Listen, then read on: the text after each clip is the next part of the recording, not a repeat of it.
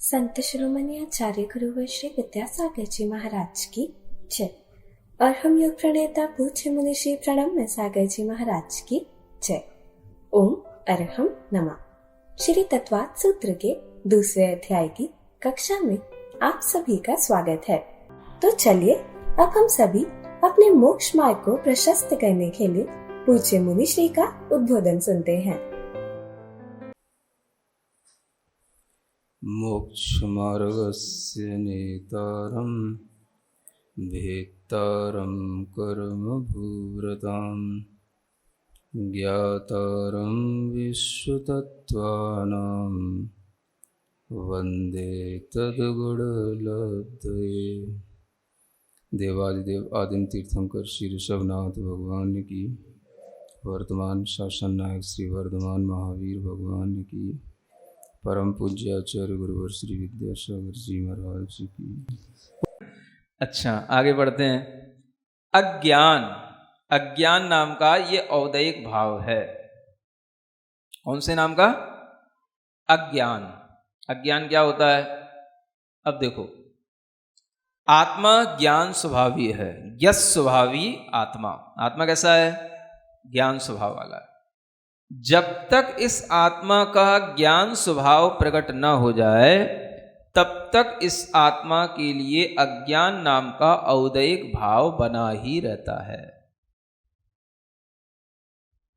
यहां वो वाला अज्ञान नहीं है जो ऊपर लिखा था। देखो, एक अज्ञान ऊपर लिखा था ना, ज्ञानाज्ञान क्षयोपसम भाव में भी एक अज्ञान आया था। देखते रहा करो, आगे पीछे भी लिखा है ना, ज्ञानाज्ञान क्षयोपसम भाव में भी एक अज्ञान आया था और एक अज्ञान यहां आ गया औदयिक भाव में। तो इसमें क्या अंतर हो गया? क्षयोपसम भाव में जो अज्ञान था वो अज्ञान था मिथ्यात्व के उदय से होने वाला अज्ञान, मिथ्या ज्ञान। इसलिए वो 3 प्रकार का बताया था, कुमति, कुश्रुत और विभंग ज्ञान, ये बताया था। ठीक है। और यहां जो अज्ञान बताया जा रहा है वो कब तक चलेगा?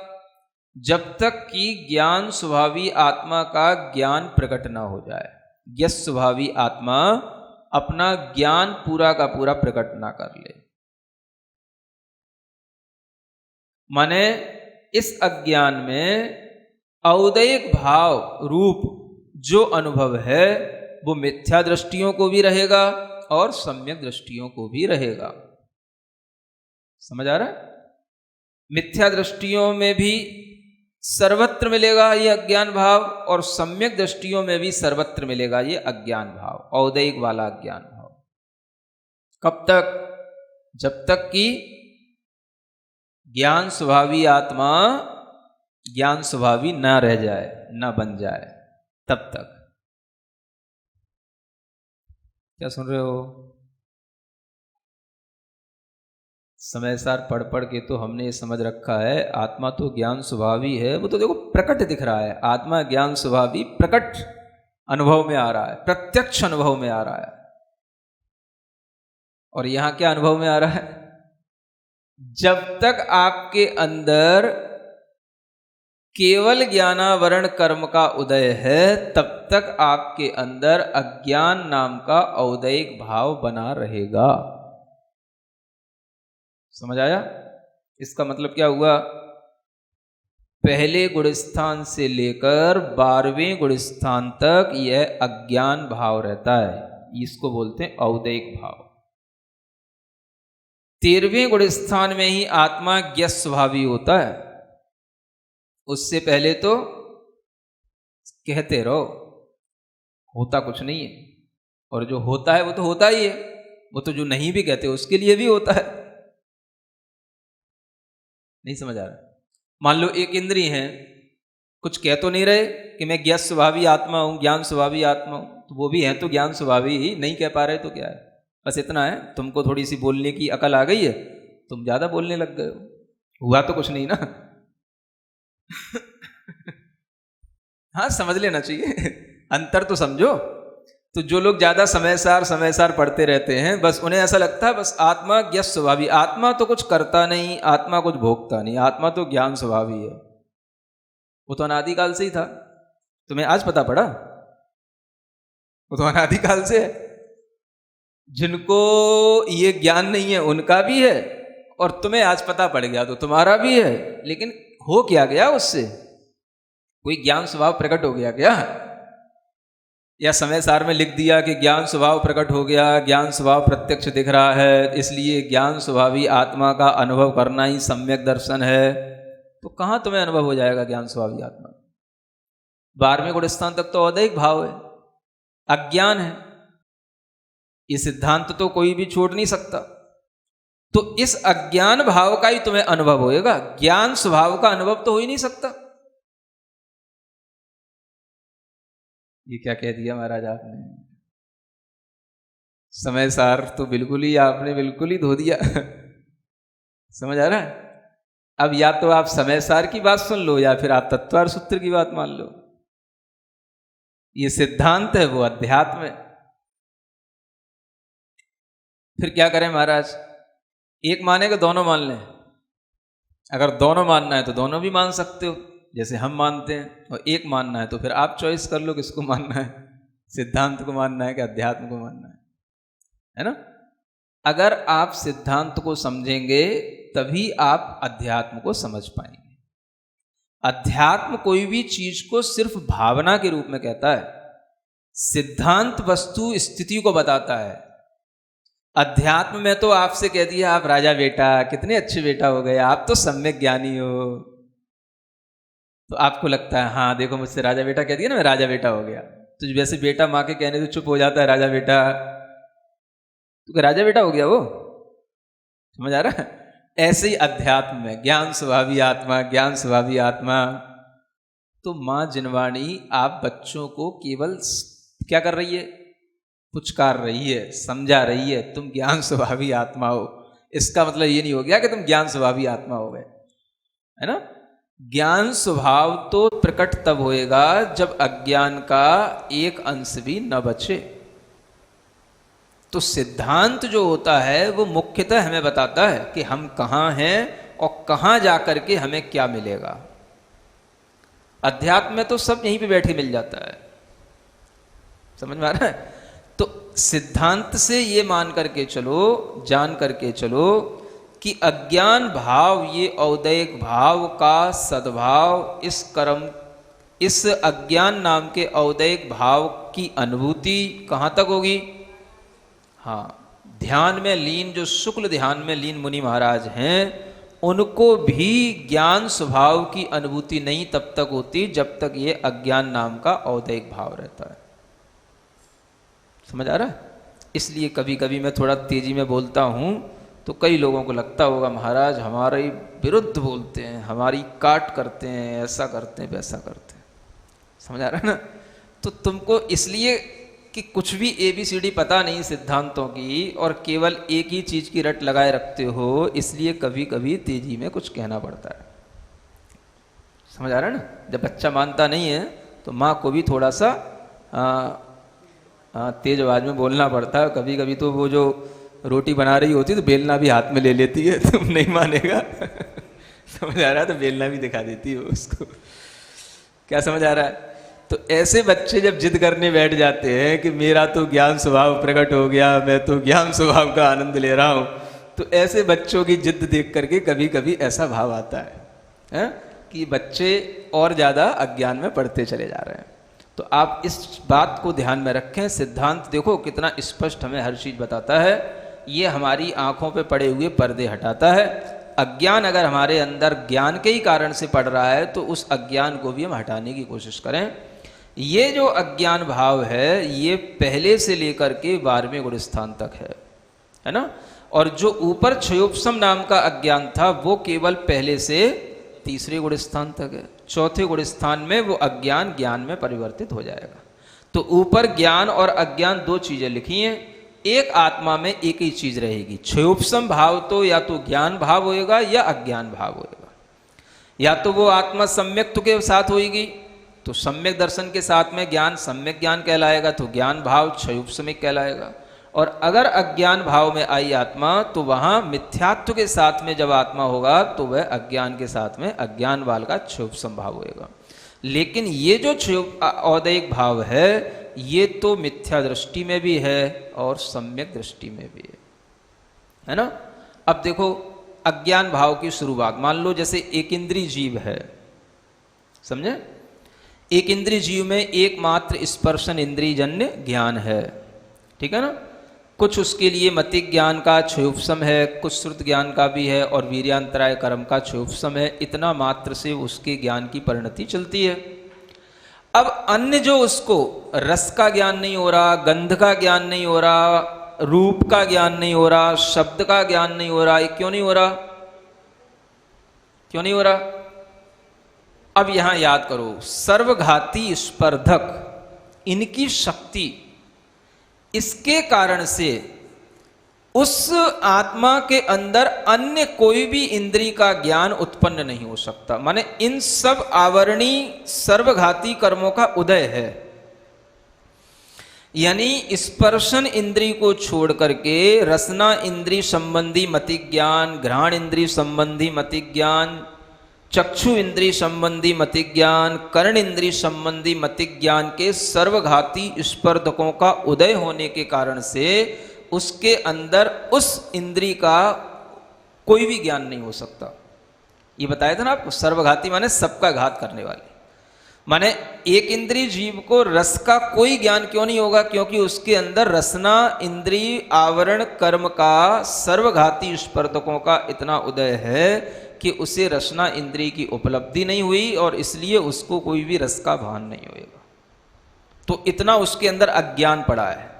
जितना क्षयोपशम है वो तो उसका ज्ञान है, वो प्रकट है, और जितना उसके लिए अभी सर्वघाती स्पर्धकों का उदय वो सब क्या है? अज्ञान है। आगे बात समझ में? ऐसी दो इंद्रिय में लगाना। अब दो इंद्रिय में स्पर्शन और रसना इंद्रिय के तो क्षयोपशम हो गए, बाकी के गंध संबंधी, वर्ण संबंधी, शब्द संबंधी और मन संबंधी, मन भी नहीं है, तो इन संबंधी सर्वघाती स्पर्धकों का उदय है। इसलिए उस दो इंद्रिय के लिए इतने औदैहिक भावों का उसके अंदर उदय चल रहा है। ये इतना अज्ञान जन्य उसके अंदर इतना अज्ञान का उदय चल रहा है। इनका बिल्कुल भी ज्ञान नहीं है, इनका बिल्कुल भी क्षयोपशम नहीं है। ऐसे ही तीन इंद्रिय में लगाना, चार इंद्रिय में लगाना, असंगी पंचेंद्रिय में लगाना। अब असंगी पंचेंद्रिय में 5 इंद्रियों का तो क्षयोपशम हो गया, लेकिन जो मन को उत्पन्न करने वाला 9 इंद्रिय ज्ञानावरण कर्म का क्षयोपशम होता है वो नहीं हुआ। 9 इंद्रिय आवरण कर्म का क्षयोपशम, उस क्षयोपशम के नहीं होने के कारण से उसे मन की प्राप्ति नहीं हुई, इसलिए वो कुछ भी हित अहित का विचार नहीं कर सकता, उपदेश नहीं सुन सकता। समझ आ रहा है? तो ऐसे जब उसको ये भी मिलेगा तब उसके लिए ये भी अज्ञान हट गया। लेकिन ये अज्ञान हटने के बावजूद भी मतिक ज्ञान तो हो गया, लेकिन श्रुत ज्ञान में जो अक्षर श्रुत ज्ञान होता है वो अक्षर श्रुत ज्ञान भी दुर्लभ होता है। पंचेंद्रिय ऐसे पशु पक्षी भी होते हैं जिन्हें किसी किसी को अक्षर श्रुत ज्ञान होता है। जैसे तोता मैना के बारे में सुना है ना, तो इनको तो हम पढ़ा देंगे तो ये तो पढ़ भी लेते हैं, बोल भी लेते हैं। सब नहीं बोल पाते, सब नहीं अक्षरों को ज्ञान समझ पाते। जो अक्षर ज्ञान को समझ पाएगा, शब्द ज्ञान को सुनकर के समझ पाएगा, उसको अक्षर श्रुत ज्ञानावरण कर्म के क्षयोपशम से अक्षर ज्ञान होएगा तभी समझ पाएगा। तो इतना अगर नहीं हुआ तो उस संबंधी आवरण पड़ा हुआ है वो हमारे लिए अज्ञान हो गया। चलो मान लो आपने सब प्राप्त कर लिया, आप बैठे हो, हम बैठे हैं, समझ आ रहा है? अब हमारे अंदर क्या अज्ञान है बताऊं खोल के अपना अज्ञान?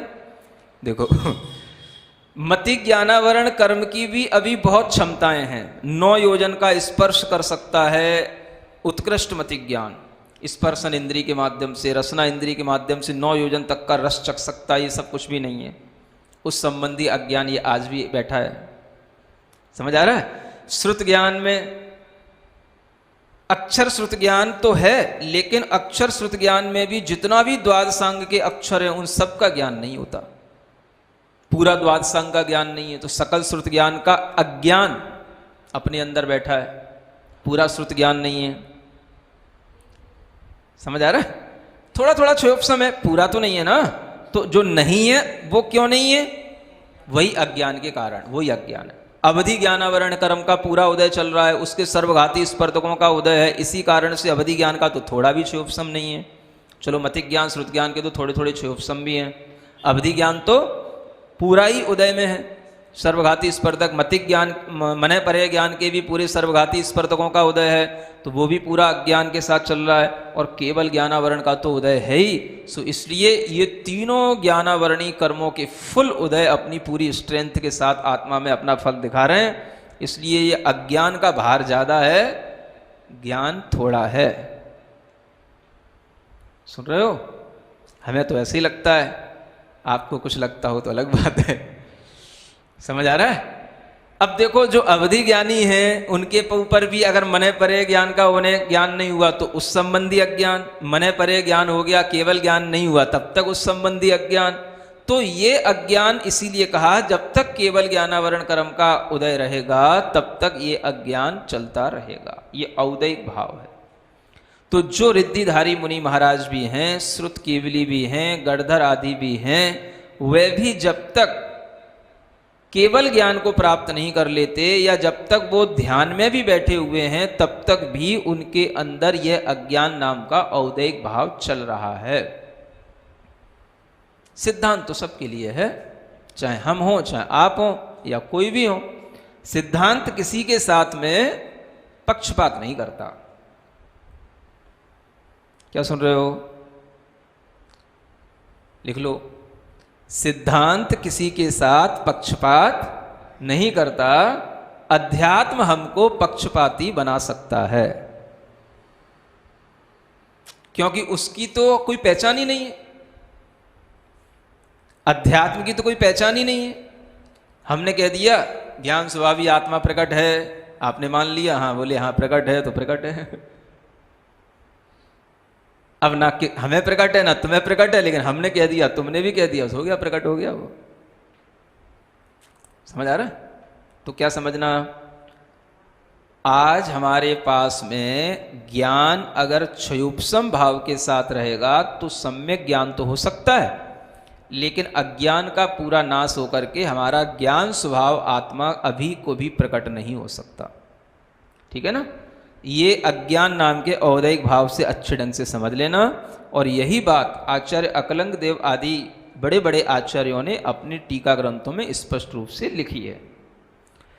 आगे पढ़े। मिथ्या दर्शना ज्ञान ज्ञाना असंयत। क्या रहा आगे? असंयत। असंयत भी क्या है? असंयत क्या है? ये भी औदैहिक भाव है। असंयत का मतलब, हाँ, जब तक आपके लिए चारित्र मौनी कर्म का उदय है महाराज, चारित्र मौनी कर्म का उदय महाराज, जब तक ऐसे गीत गाते रहोगे ना तब तक असंयत रहोगे। और असंयत रहने का मतलब है आप औदैहिक भावों का अनुभव कर रहे हो, और औदैहिक भाव जिसके लिए अनुभव में आ रहे हैं वो कर्म का बंद कर रहा है। क्या कर रहा है? कर्म का बंद कर रहा है। समझ आ रहा है?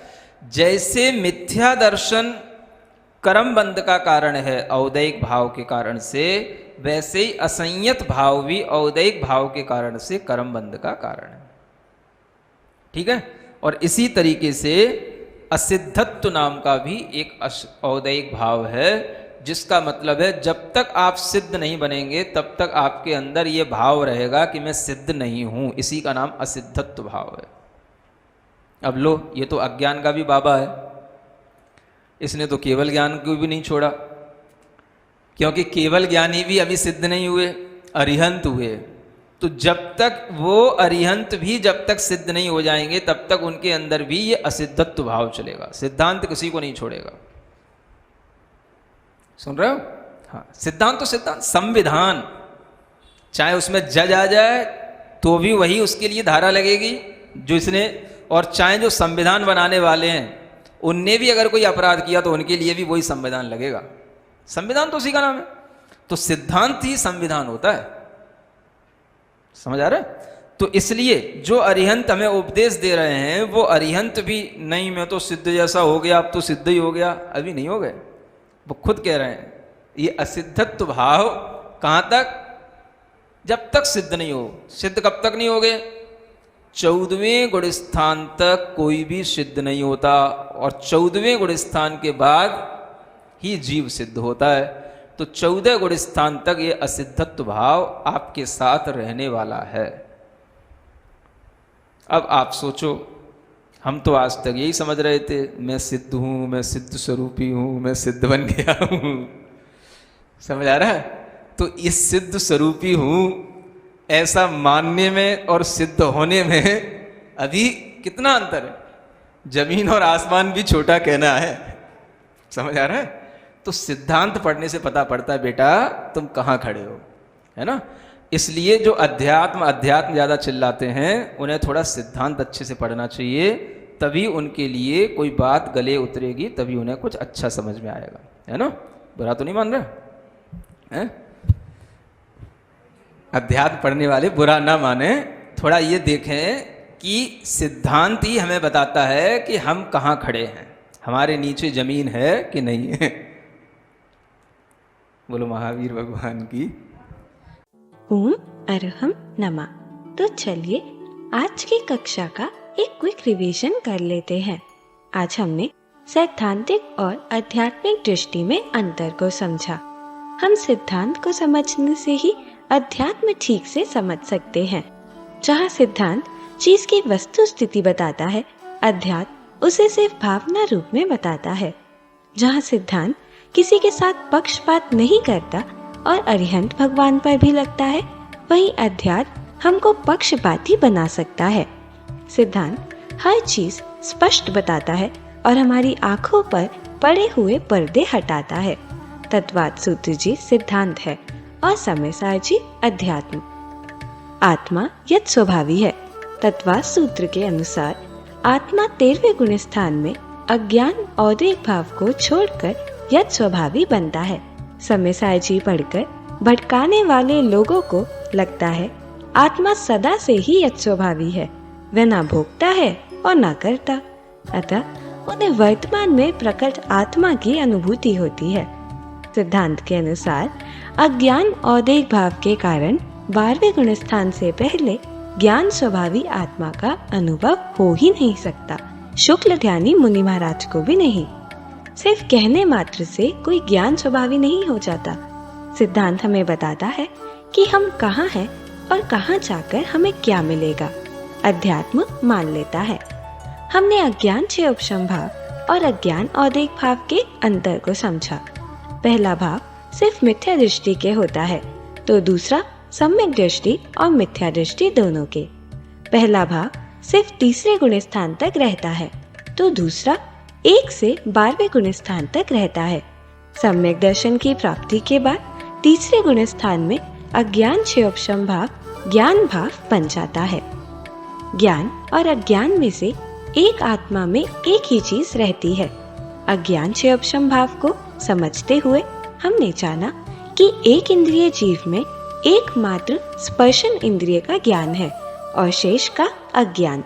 इसी तरह 2, 3, 4 असंगी जीव के क्रमशः क्षयोपशम बढ़ता है और अज्ञान कम होता है।